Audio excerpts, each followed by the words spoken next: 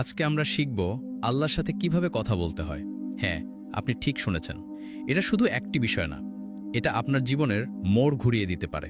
আপনি হয়তো অনেক পাপ করেছেন, ফিরে আসতে ভয় লাগে। আপনার ভিতরে যদি একটু আশা থাকে, তাহলে বলবো এই ভিডিওটা আপনি মিস করেন না। কারণ এই ভিডিওতে আপনি জানবেন আপনি কিভাবে নিজের ভাষায় আল্লাহর সাথে কথা বলবেন, কিভাবে ছোট্ট একটা দোয়া আপনার আখিরাত বদলে দিতে পারে। এই ভিডিওটা আপনার ও আল্লাহর মাঝে একটা নতুন দরজা খুলে দিতে পারে। একবার মন দিয়ে শুরু থেকে শেষ পর্যন্ত দেখে ফেলেন ভাই, হয়তো আজই হবে আপনার ফিরে আসার দিন। এক, আল্লাহ দেন এমনকি যখন আমরা চাই না। চলুন আমরা ফিরে যাই আমাদের আদি পিতা আদম আলাইহিসসালামের কাছে। আল্লাহ সুবহানাহু ওয়া তাআলা আদম আলাইহিসসালামকে সৃষ্টি করলেন। তারপর তিনি আদম আলাইহিসসালামকে জান্নাতে জায়গা দিলেন, খাবার দিলেন, পোশাক দিলেন, একজন সঙ্গী দিলেন, হাওয়া আলাইহিসসালাম। একটা বিষয় লক্ষ্য করলেন, আদম আলাইহিসসালাম তখনও আল্লাহর কাছে কিছু চাননি, তবুও আল্লাহ সব দিয়ে দিলেন। এই ঘটনা আমাদের কি শেখায় ভাই? আল্লাহ সুবহানাহু ওয়া তাআলা আমাদের দেন এমনকি যখন আমরা চাই না কিংবা চাইতে ভুলে যাই। আপনি কি কখনো ভেবেছেন আজ আপনি যে নিঃশ্বাস নিচ্ছেন, আপনার হাত পা ঠিকঠাক কাজ করছে, আপনার ঘরে খাবার আছে, আপনি আজ বেঁচে আছেন, এই সবই আল্লাহ সুবহানাহু ওয়া তাআলা দিচ্ছেন, আপনি চাইলেও না চাইলেও।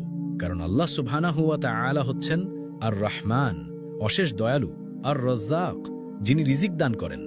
আপনি যদি কখনো ভাবেন আল্লাহ তো আমার দোয়া কবুল করেন না, তখন একবার ভাবুন, আমি তো চাইওনি, তবুও কত কিছু আল্লাহ সুবহানাহু ওয়া তাআলা দিয়েছেন।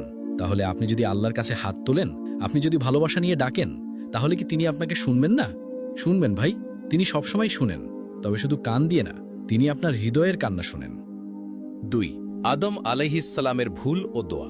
আমাদের পিতা হজরত আদম আলাইহিসসালাম জান্নাতে ছিলেন। আল্লাহ তাকে সবকিছু দিয়ে দিয়েছিলেন, তবু একসময় তিনি একটি ভুল করে ফেললেন। আল্লাহ যেই গাছ থেকে আদম আলাইহিসসালামকে দূরে থাকতে বলেছিলেন, সেই গাছের ফল খেয়ে ফেললেন। এখন একটু ভাবুন তো, এই ভুলটা করার পর আদম আলাইহিসসালাম চাইলে কি করতে পারতেন? চুপচাপ লুকিয়ে থাকতে পারতেন, দোষটা হাওয়া আলাইহিসসালামের ঘাড়ে দিতে পারতেন, কিংবা পালিয়ে যেতে পারতেন লজ্জায়। কিন্তু না ভাই, তিনি পালাননি, তিনি ফিরে এসেছেন। তিনি আল্লাহর কাছে মাথা নিচু করেছেন, তিনি কেঁদে কেঁদে দোয়া করেছেন। তিনি বলেছেন, হে আমাদের পালনকর্তা, আমরা নিজেদের উপর জুলুম করেছি।